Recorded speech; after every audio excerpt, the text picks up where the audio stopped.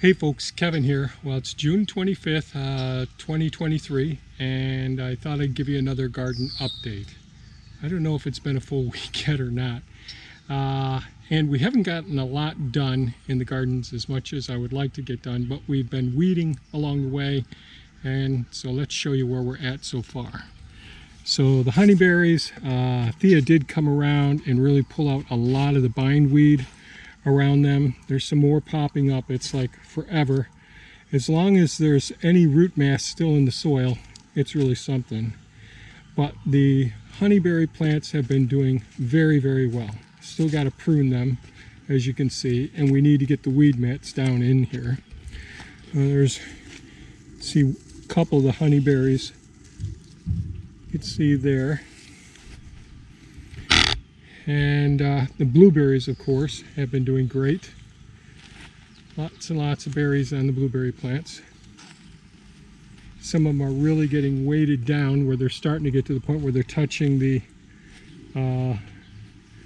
weed mats, which is not good, because these weed mats, as I just discovered, I'm wearing my double knee layered Carhartts, and unfortunately my legs are getting burnt when the sun comes back out over there working on the weed mats. Not sure just how well any of these blueberries are showing up on the plants here. But if we can compete with the birds, we'll end up doing okay.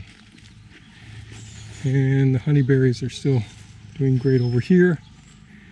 And believe it or not, I came down here and I weed whacked down here to the point where it was just soil. And then Thea pulled the weeds, the bindweed, and anything up in the honeyberries.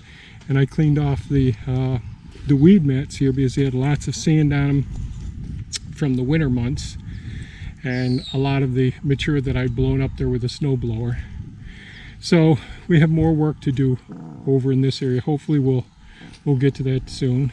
I had stirrup hoed this whole area, but as you can see, if you leave some of the roots here, it's an issue. You can see with this thornless blackberry plant, this is a Chester. This has pink flowers. This is another Chester here. Chester here. And so we have several Chesters that are flowering somewhat now. There's another one here. And again, I've got to get in here and use the weed mat, and I need to stake up these plants. And there's all the bindweed in here. Unfortunately, it's just crazy, but stake these up so that these go straight up. And that's something I probably could do today, but I'm feeling a little bit tuckered out now. So I think we've lost maybe 5 to 10% of the thornless blackberry plants that are in here, but we have plenty more young ones to go, and there are some volunteers over here too. I put some yellow flags around them so I don't stirrup hoe those out. So these are the ones where I never got the full root out from down below, and these are the ones in the past. One of the things I've done is I put pots around them, put soil in them, dig them down a little bit, and they will send out roots, and then you just cut them off at the base. But the next year you'll have more of them shooting up again, which is a decent way of propagating them if you don't want to tip root them, which is the other standard way of rooting thornless blackberry plants. Much easier than starting from seed. Along the wall here, we've got some asters here, some of the lupine. A lot of them are going to seed right here nicely. Flowers are ending. The chamomile. A lot more of the lupine in here. Asters. More asters.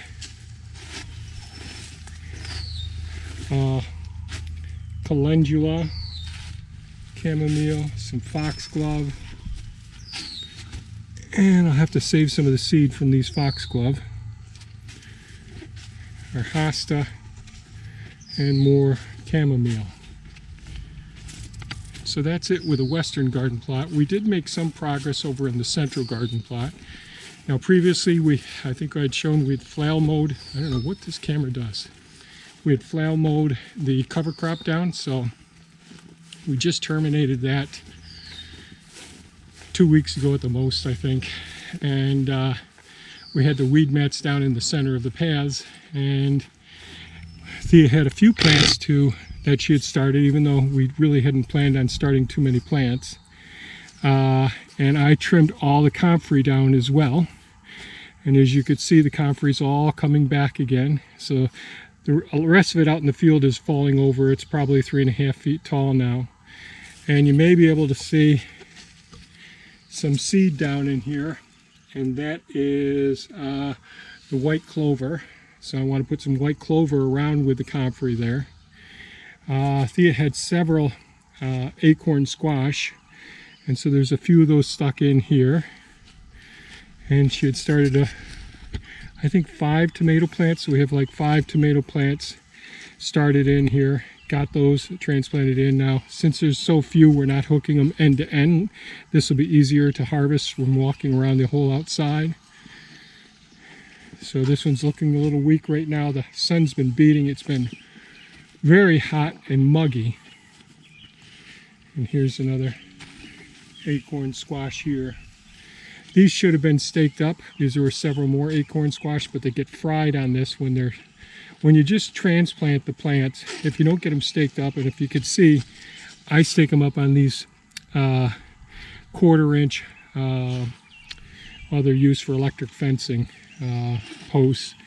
And here's the jalapeno pepper that we're growing from last year. This is last year's plant that we dug up and we kept over winter.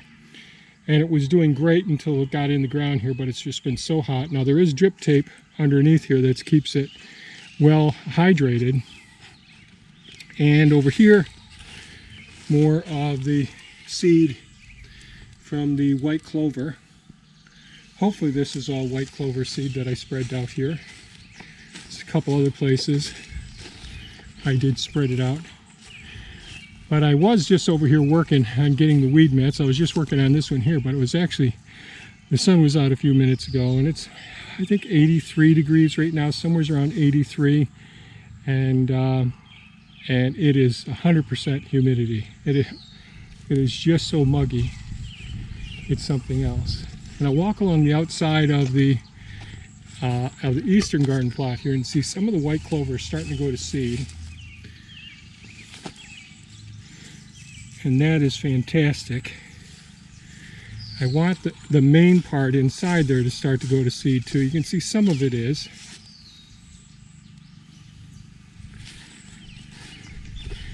So I don't want to weed whack that until, or either I'm going to use the greens harvester to go ahead and collect the tops of them and then spread those out. I won't necessarily separate the seed from the flower, but it's one way of getting more of the white clover. I really like that as a low living paths living. So I put some more seed down here in the center of the trellis. Now this is all wood chip here, so this will be tough to get started, and we need some rain. I mentioned in the last video that we did get some rain, but we really need a lot more. Let's take a look at the scarlet red runner beans. So Thea had placed some more seed out here after the last garden update, and they're emerging now as well. So this is a good density for our scarlet red runner beans here going up the trellis. There are a couple places that are a little bit void. They're missing the plants, but in here everything crunching under my feet. So hot and dry. Although we did get some rain, but it's gone now. And I'll go back down the other side here as well. So in the path here where I'm walking, I had just gone ahead and spread some seed out. And I probably should put some of the double ground hardwood bark mulch down. Well, here's a voided spot. Hopefully we'll get some seed coming up from there soon. He is cooking up some beans today. She's over in the coop cleaning up pots and all today. Working on books before that and all the chores. Some poison ivy here. Get that out. He is really allergic to poison ivy. So I guess at this point I'm tickled pink with the Scarlet Red Runner beans starting off here on the trellis, the hoop trellis. And this is our T-posts that we use. We put the cattle panel trellis on the outside of it. We use cable ties, and then I use some wire ties to hold it as well to maintain the height. When I put the T-posts in, I put the little nubs on the T-posts on the outside so that when I'm hooking things to it, these have a better chance of staying stabilized so the cattle panel trellises don't fall too much. And this system has worked out so well for us. I just love it. And I think the living walkways are coming along nicely. I was really questioning that previously, so I'm going to get the nettles out of here.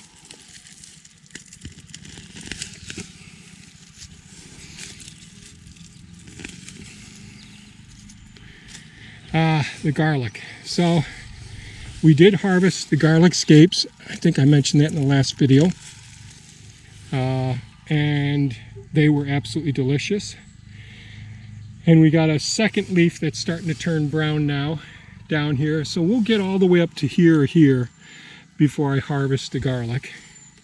So I'm just going to keep a close eye on those lower leaves and the tips. The tips are starting to yellow some now. There's a little garter snake here, one of the ones that live in the garden here. And the snakes really help to keep our pests under control.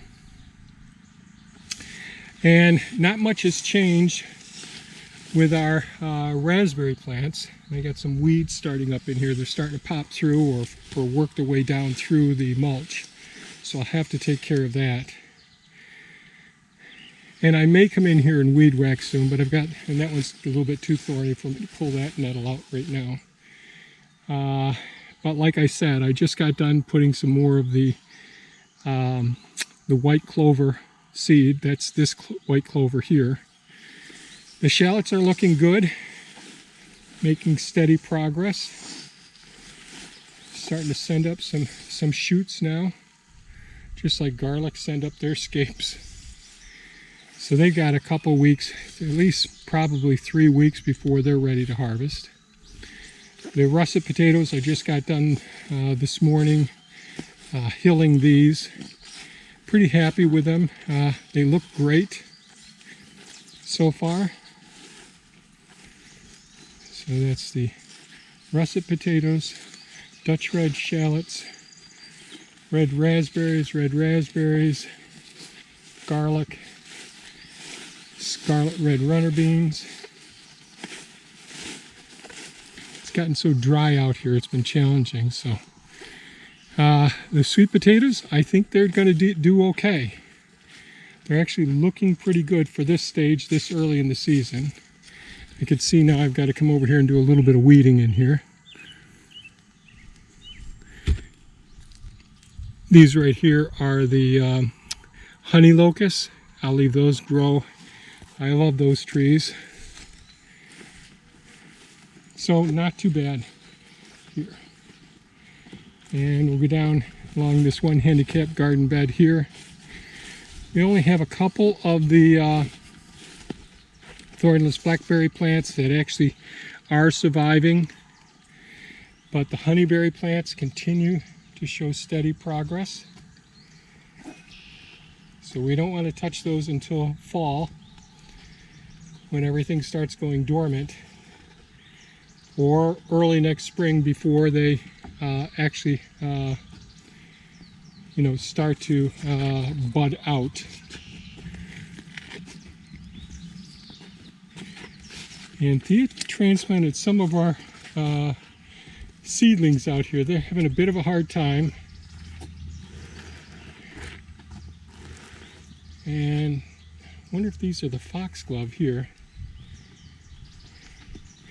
I believe that she put some butterfly milkweed. Boy, they're really having a hard time in this baking heat. So I think she put butterfly milkweed out here and the foxglove. Strawberries, they're doing pretty well considering the weather and all. Hoping that they start sending out some runners in the next couple of weeks. The trees over here, really no significant difference in the trees, but it's been brutally hot. We've been keeping them watered. So here we have some of the swamp white oak. Only a couple of the swamp white oak are surviving here. Just a couple in this one. Just a few in this one. And only a couple of the white oak over here. And they're really looking iffy now. They're having a really hard time. That winter was too hard on them. These are the English oaks over here. They're doing pretty well. And while I'm here, you can see a lot of the sage is going to seed now. Lots and lots of sage going to seed. Thyme still looking strong. The lavender, really beautiful flowers. They're really flowering out beautifully now. Looking great. Lots of damselflies over there besides the bees right now. English oaks. More of the English oaks. Thea just harvested some of our kale a little while ago. And everyone else is doing pretty well here. And these are our chestnuts. They're having a bit of a hard time here in this hot, humid environment that we're having. And the soil has pretty good moisture.